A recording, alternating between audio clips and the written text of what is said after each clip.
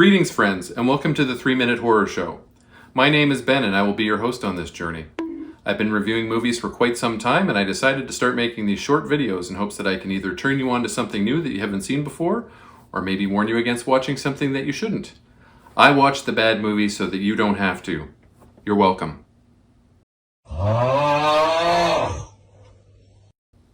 Today I'm going to be reviewing the movie The Greasy Strangler from 2016. It was written and directed by a British fellow named Jim Hosking.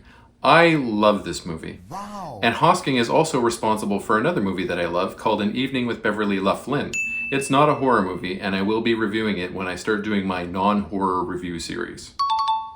The Greasy Strangler is weirdness for weirdness' sake with a lot of gross out stuff mixed in, but I think it's incredible. Cool story, bro. Let's begin our journey.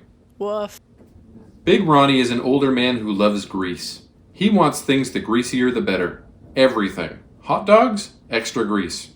He lives with his son Big Braden, and they take people on walking tours of disco landmarks in the Los Angeles area. One day, while on their tour, Big Braden meets a young woman named Janet who seems to fancy him. They start dating, and Big Ronnie becomes extraordinarily jealous.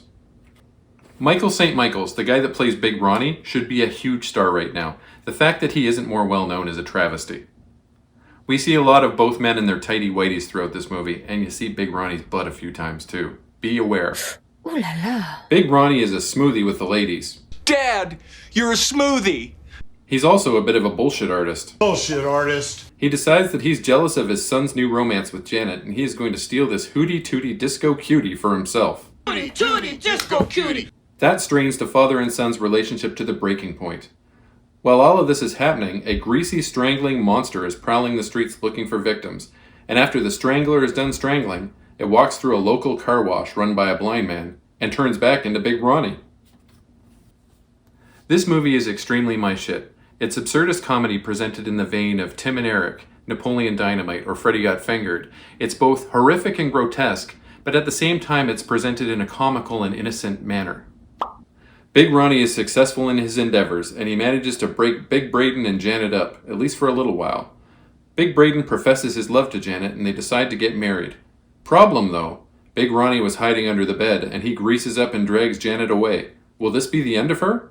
Will the father and son duo be able to get past their mutual resentment? You'll have to watch to find out. Are you sure? You could call this a horror movie. You could also call it a revenge movie.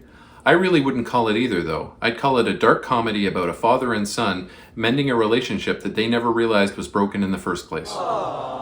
This movie is one of my new favorites. I know it won't be for everyone, but I rate it a 10 out of 10. As always, a link to my letterbox will be in the video's description. Please like, comment, or subscribe if you'd like to help my channel grow. I'd really appreciate it. Smell you later, nerds! Anyway, this is the end of Big Ronnie's disco tour. Thank you very much for coming, and come again soon.